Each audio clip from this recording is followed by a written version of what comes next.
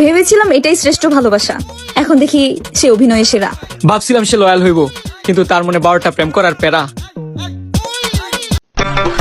Brazil সাপোর্টারেরা একটু 7 up খাচ্ছি। রাগ করলা? তোমরাও একটু খাবে? ঢেলে দেই।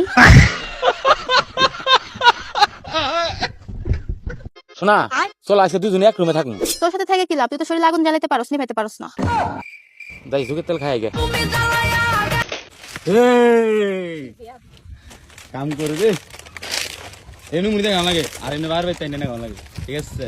এভাবে কাম করবে মানে আবার শরম কি যৌতুক হিসেবে এড়িয়ে পাইলাম আর কি, বুঝলাম না। যৌতুক হিসেবে এড়িয়ে পাইলাম কি সি এই লাড়কি আনবো দুদিন পরে, আবার এই কিনা কয় এই সোলার মুসলমানি করবো, আবার লাড়কি আনবো। ওরে সর্বনাশ, ঠিক আছে তো?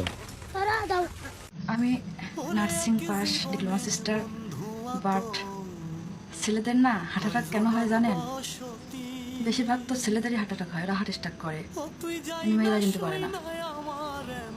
কারণ এরা না অনেক কষ্ট বুকে রাখে, অনেক পরিশ্রম করে শুধু পরিবারকে খুশি রাখার জন্য, কিন্তু দিন শেষে না বাসায় যে যায় সেই বাসায় গিয়ে অবহেলিত হয়, অপমান।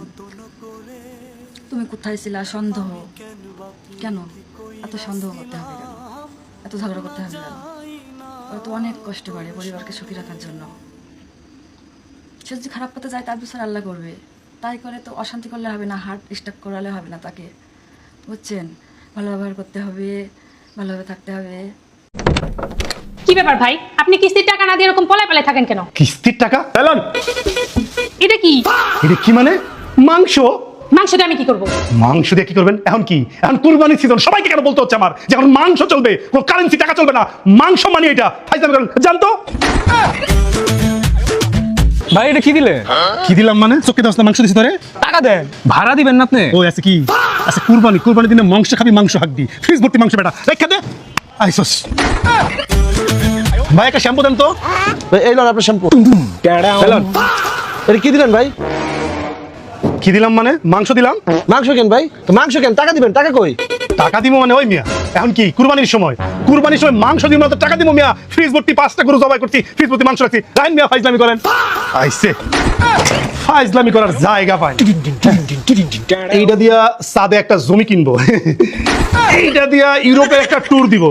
ঠিক আছে। এইটা দিয়া কি করবো? এটা দিয়া লন্ডনে যাইতে হবে দাড়ি শেভ করার জন্য। কি শান্তি শালার মাংস মানি।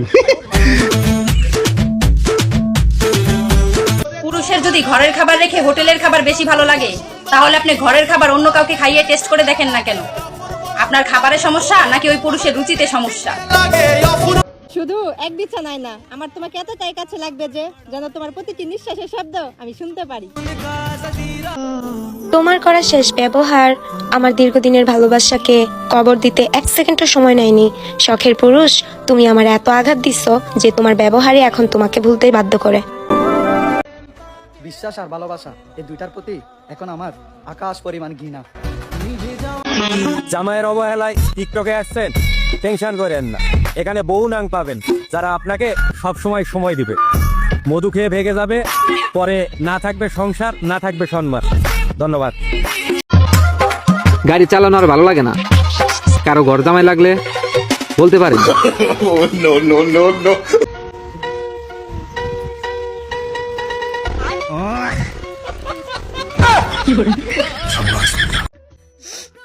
নিজের হাতে মাংস রান্না হবে, কিন্তু স্বামীরে এক টুকরা মাংস খাওয়াইতে পারবো না। আর এই না পারার কষ্টটা শুধুমাত্র প্রবাসীর বউরাই বুঝে। ওটা খাওয়াইতে গেছিলাম, কিন্তু ওটা খায় না, ওটা অনেক রাগী। এর আগে আমি অনেক শান্ত করে ওটা খাওয়াবো না। দেখছো কত ভালো, ভালো আছে, গুড করু। তুমি কি জানো, তোমার ওই দুটি চোখ আমার অনেক ভালো লাগে। তোমার ওই চোখগুলা ব্যতীত তোমার ওই চেহারা আমার অনেক ভালো লাগে। তোমার ওই চেহারা ব্যতীত তোমাকেই আমার অনেক ভালো লাগে। আর তোমাকে ব্যতীত আমার কিচ্ছুই ভালো লাগে না।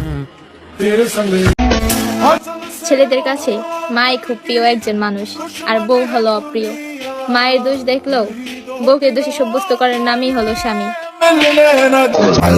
সংসার করতে না পারা মেয়েটাও গার্মেন্টসে কাজ করে যাচ্ছে, রোজই বসের গালি সহ্য করে, অথচ স্বামীর সংসার সহ্য করতে পারে না।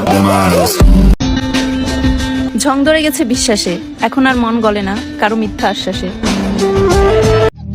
শোনা, আমি বিপদত করলে তুমি উদ্ধার করবে আসবা না?